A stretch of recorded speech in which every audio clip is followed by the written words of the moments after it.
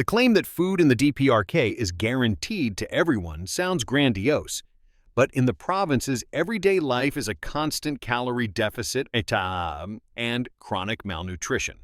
Official supply catalogs suggest equality, but in practice, the hierarchy favors the military and the elite, and ordinary people look for goods on the black market.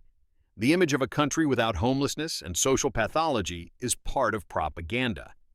Hidden away, there are regions afflicted by poverty, disease, and a lack of health care. State clinics for the elite operate alongside neglected clinics that lack medicines, equipment, and qualified medical staff. When propaganda speaks of world-class education, provincial schools often have no heating, textbooks, or basic teaching materials. Formal employment is a common label, but the real subsistence of many families depends on informal trade, trade and remittances from abroad. The narrative of no corruption does not withstand scrutiny. Bribes and barter of goods determine access to fuel, food, and medical services. Scenes of joyful culture are controlled spectacles. Private creativity is limited, and festivals often serve as instruments of propaganda. Borders may be officially sealed, but smuggling from China fills shelves and supplies phones and media necessary for the survival of many families.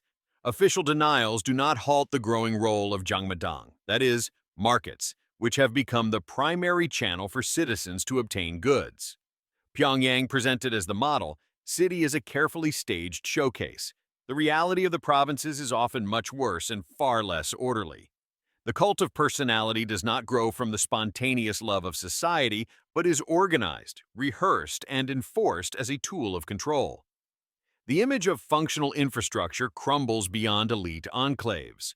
Electricity, water, and sanitation can be unstable and often fail. State media are not a source of objective information, and independent carriers, such as USB drives and foreign radio, are banned yet widely used.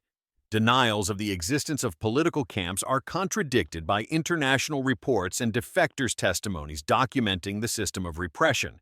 The Songbun system, that is social classification, effectively determines allocation of housing, access to education, employment, and life opportunities for individual families.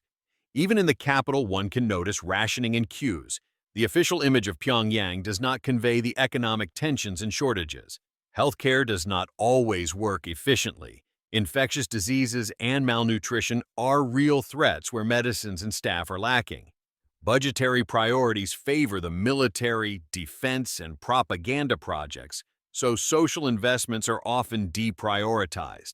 The pandemic and border closures halted trade and caused market collapses, which deepened poverty and delayed economic recovery.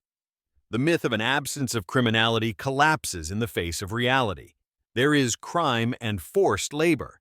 Access to foreign media is punishable yet widespread. People take risks to watch films and series from abroad.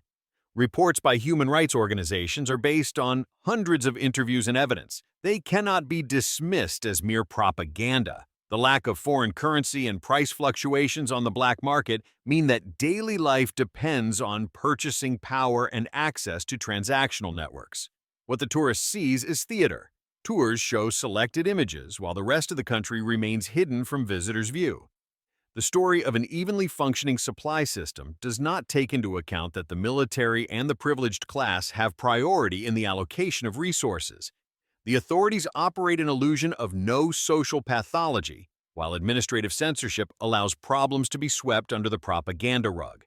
Special clinics for the elite create a false image of universal medical care, while rural clinics suffer resource shortages.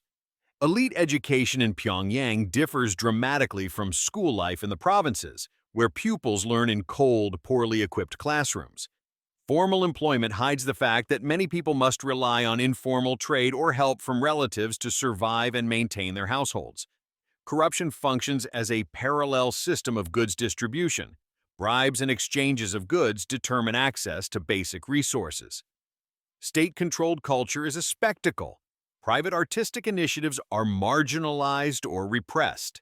Smuggling from China is not a marginal phenomenon, but a key supply artery without which many communities could not function.